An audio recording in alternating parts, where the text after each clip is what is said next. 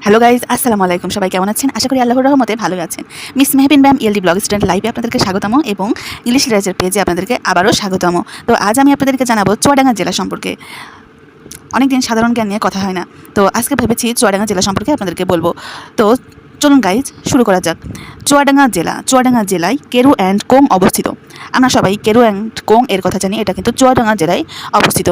এরপর প্রথম post office, অর্থাৎ আমরা সবসময় পোস্ট অফিস বিষয়ে অনেক কথা বলি। পোস্ট অফিস এটা প্রথম স্থাপিত হয় চুয়াডাঙ্গা জেলায়। প্রথম রেল যোগাযোগ দর্শনা থেকে কলকাতা, এটা চুয়াডাঙ্গা জেলায় প্রথম স্থাপন করা হয়। এরপর মদ শিল্প, এই চুয়াডাঙ্গা জেলা মদ শিল্পের জন্য বিখ্যাত। মাথাভাঙা নদীর তীরে এই চুয়াডাঙ্গা জেলাটা অবস্থিত। এরপর কার্পাস ডাঙ্গানির কুঠির অবস্থিত এই চুয়াডাঙ্গা জেলায়।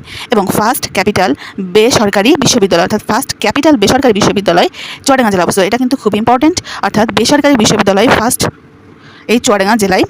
সবচেয়ে ক্যাপিটাল বেসরকারি বিশ্ববিদ্যালয় এখানে অবস্থিত হয়।